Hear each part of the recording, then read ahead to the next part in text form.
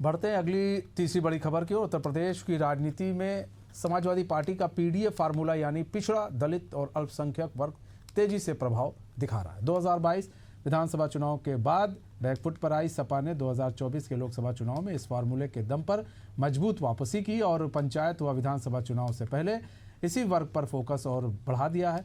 सपा और में बसपा और अन्य दलों के प्रभावशाली नेता लगातार शामिल हो रहे हैं सपा में, जिससे संगठन को गांव-गांव तक मजबूती मिलेगी, ऐसा सपा का मानना है।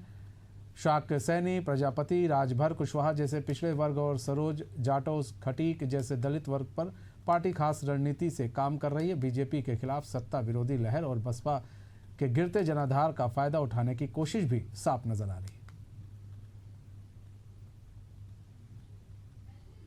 देखिए, इन सब मुद्दों पर राजनीतिक विश्लेषकों की माने तो अंबेडकर, पेरियार और काशीराम की विचारधारा को अपनाकर अखिलेश यादव पीडीए फार्मूले को धार दे रहे हैं। यही वजह है कि बड़ी संख्या में नेता सपा से जुड़ रहे हैं और उन्हें भविष्य सुरक्षित दिख रहा है, ऐसा जो कुछ राजनीतिक पंडित हैं उनका कहना है। सपा का यह फार्मूला आने वाले चुनाव में भाजपा के लिए बड़ी चुनौती बन सकता है और बना भी।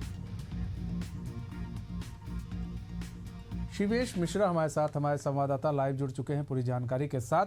शिवेश, जिस तरह से सपा पीडीए को लेकर आगे बढ़ रहा है, ऐसे में बात की जाए तो कई लोग जो है दूसरे दलों को छोड़कर सपा का रुख भी कर रहे हैं। क्या लगता है कि ये जो लोग सपा का रुख कर रहे हैं वो आने वाले दिनों में सत्ता में काबिज बीजेपी है उसे कुछ चुनौती दे पाएगी या फिर बसपा को चुनौती दे पाएगी? देखिए, जिस तरीके से समाजवादी पार्टी ने बीते 2-3 सालों में पीडीए के फार्मूले पर काम करते हुए 24 का लोकसभा चुनाव हमारे आपके सामने एक उदाहरण के रूप में है, जहां समाजवादी पार्टी ने बेहतर प्रदर्शन किया था। जब से समाजवादी पार्टी बनी है तब से अब तक उसका लोकसभा के चुनाव में सबसे बेहतर प्रदर्शन 2024 के चुनाव में था।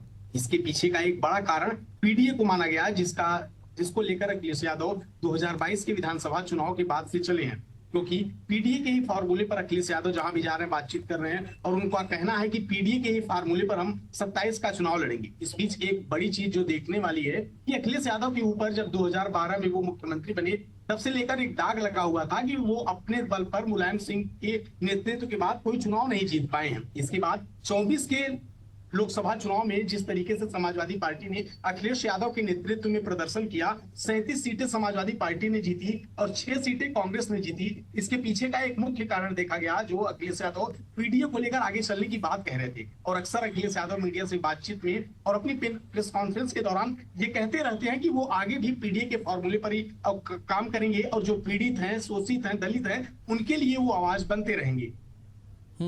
आगे आवाज बनते रहेंगे, लेकिन कितना असर पड़े? देखिए, बात करें तो अभी इससे पहले जो लोकसभा चुनाव हुआ था उस पर तो थोड़ा असर देखने को मिला था, बीजेपी की कई सीटें चली गई थी, लेकिन ऐसे में विधानसभा थोड़ा दूसरा तरह से चुनाव लड़ा जाता है। पीडीए को लेकर बात तो हो रही है, लेकिन पीडीए को लेकर काम कितना सपा कर रही है, सवाल तो ये भी उठता है। क्या किया जा रहा है? बस सिर्फ बातें की जा रही है कि कुछ काम भी किया जा रहा है?